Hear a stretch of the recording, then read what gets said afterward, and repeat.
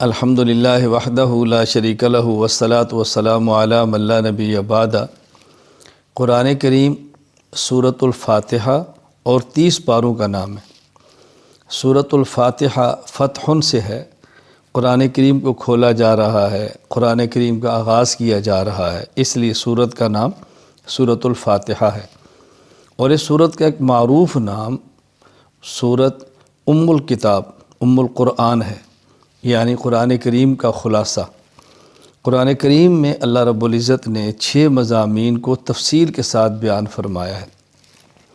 Number 1 توحید، number 2 رسالت، number 3 قیامت، نمبر 4 احکام، نمبر 5 ماننے والے، نمبر 6 نہ ماننے والے۔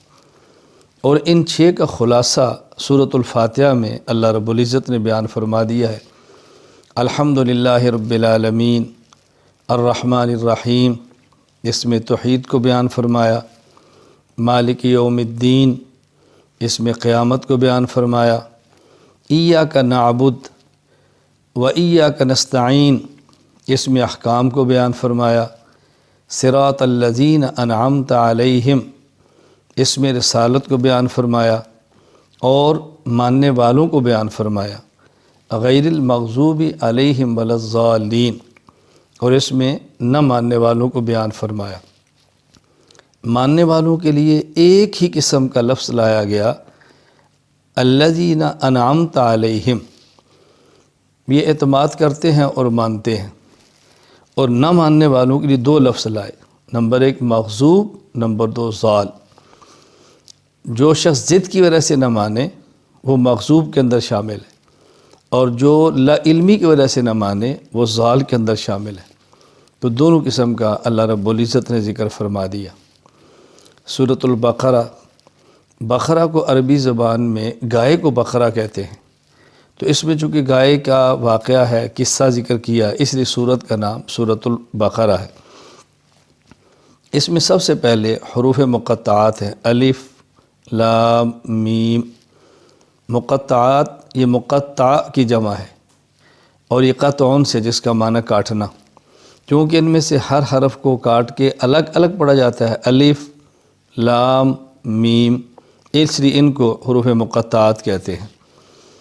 قرآن کریم کا پہلا پارہ جس کا آغاز الف لام میم سے کیا جا رہا ہے، اس کا معنی اللہ کی ذات کے علاوہ کوئی نہیں جانتا۔ اس کی بنیادی حکمت ایک تو قرآن کریم کی فصاحت کو بیان کرنا ہے، بلاغت کو۔ عربوں کو چیلنج کیا جا رہا ہے، الف لام میم 3 حروف پر مشتمل چھوٹی سی آیت بن جاتی ہے، اور اس آیت کا مقابلہ 3 حروف پر جو مشتمل ایک لفظ ہے، اس کا بھی سارے عرب مل کر نہیں کر سکے۔ پھر ان کا معنی چونکہ دنیا میں جانتا ہی کوئی نہیں، تو یہ سمجھانا مقصود ہے قرآن کریم اسی شخص پہ کھل سکتا ہے جو سب سے پہلے اپنی عاجزی، اللہ کی طاقت، قدرت، اللہ کے علم کا اعتراف کرتا ہے۔ ایمان والوں کی چند ایک صفات کا ذکر فرمایا۔ نمبر 1 وہ غیب پر ایمان لاتے ہیں، یعنی جو چیزیں نہیں دیکھ سکتے اس کو بھی مانتے ہیں، دنیا کی آنکھ میں، دنیا میں نہیں دیکھ سکتے وہ بھی مانتے ہیں۔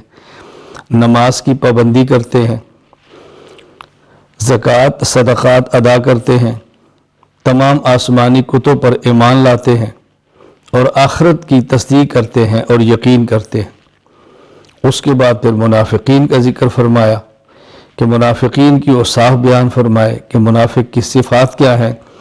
دھوکہ دیتے ہیں، حسد ہے ان میں، کبر ہے، مکر و فریب ہے، حرص اور لالچ ہے، سفاہت اور بیوقوفی ہے، اللہ تعالیٰ کے احکام کا تمسخر اور مذاق ہے، زمین میں فتنہ فساد پھیلاتے ہیں، جہالت ضلالت ان کا مقدر ہے، شکوک و شبہات پھیلاتے ہیں، اہل ایمان کا مذاق اڑاتے ہیں۔ منافقین کی صفات کا ذکر کیا ہے۔ اس کے بعد پھر معروف واقعہ بنی اسرائیل میں جو گائے کا تھا وہ بیان کیا ہے۔ بنی اسرائیل میں شخص قتل ہو گیا، قاتل نہیں ملتا تھا، حضرت موسیٰ علیہ السلام سے درخواست کی کہ اللہ تعالیٰ سے دعا کریں کہ ہمیں قاتل کا پتہ بتا دیں۔ حکم آیا کہ تم ایک گائے ذبح کرو، اور ذبح شدہ گائے کے گوشت کا ٹکڑا مقتول کے جسم کے ساتھ لگاؤ، یہ زندہ ہو کر قاتل کا نام بتائے گا۔ چنانچہ ایسا ہی ہوا۔ اب اس میں ایک حکمت تو یہ ہے کہ قاتل کی نشاندہی ہو گئی، دوسری حکمت یہ ہے کہ ان میں سے بہت سے لوگ ایسے تھے جو موت کے بعد دوبارہ اٹھنا یعنی قیامت کے قائل نہیں تھے، تو ان کے سامنے دلیل قائم ہو گئی کہ اللہ تعالیٰ یوں مردوں کو زندہ فرما دیں گے، اٹھا دیں گے۔ اور یہ لوگ بچھڑا یعنی گائے کے بچے کی عبادت کرتے تھے، تو بتا دیا گیا بھی یہ تو دیکھو قتل ہو گیا ہے، ذبح ہو گیا ہے، تو ذبح ہونے والا، قتل ہونے والا، مرنے والا یہ معبود کیسے ہو سکتا ہے؟ تو چونکہ بچڑے کی عبادت کرتے تھے تو اس کا رد ہو گیا کہ جو ذبح ہو جاتا ہے، مر جاتا ہے، تو اس کی وہ معبود کیسے ہو سکتا ہے؟ تو اس بچڑے کے ساتھ جو عقیدت تھی، عبادت کا تعلق تھا، اس پر رد کیا۔ پھر اس میں حضرت آدم علیہ السلام کی خلافت کا ذکر فرمایا ہے۔ اللہ تعالیٰ نے سب سے پہلا شخص جو اپنا خلیفہ بنا کر دنیا میں بھیجا حضرت آدم ہیں۔ آدم علیہ السلام کی خلافت کا بیان فرمایا، ملائکہ کے مکالمے اور گفتگو کا ذکر فرمایا، پھر یہود اور نصارہ کی عادات کو بیان کیا۔ ان کی عادات بد کیا ہیں؟ حق کو چھپا لیتے ہیں، خاتم النبی حضرت محمد صلی اللہ علیہ وسلم کی نبوت کا انکار کرتے ہیں۔ ان میں سے کئی لوگ بچھڑے کی عبادت کر رہے ہیں، اور یہ لوگ نبی کے سمجھانے کے باوجود باز نہیں آئے اور تکبر کے ساتھ بستیوں میں داخل ہو رہے ہیں، حرص کرتے ہیں، طمع کرتے ہیں، انبیاء کرام علیہ السلام کو ناحق قتل کرتے ہیں، اپنے ہاتھ کو بار بار توڑتے ہیں، قرآن کریم کا انکار کرتے ہیں اور آسمانی کتابوں میں تحریف کرتے ہیں۔ تو یہ چیزیں بیان فرمائیں۔ ان تمام چیزوں کے بیان کرنے کا مقصد کیا ہے کہ جو اچھے اوصاف ہیں مومنین کے، اس کو ہم نے اختیار کرنا ہے، اور جو گندے اوصاف ہیں منافقین کے، یہود کے، نصارہ کے، اس سے ہم نے بچنا ہے۔ اچھی عادات کو اختیار کرنا ہے اور بری عادات سے ہم نے دور رہنا ہے۔ اس بارے کے آخر میں ابراہیم علیہ السلام کی ملت حنیفہ کا ذکر فرمایا کہ ابراہیم علیہ السلام حنیف تھے، باطل سے الگ تھے، حق کے ساتھ رہتے تھے۔ تو ہمیں بھی چاہیے کہ ملت ابراہیمیہ کا خیال کریں، اتباع کریں، یعنی باطل سے الگ رہیں، حق کے ساتھ جڑے رہیں۔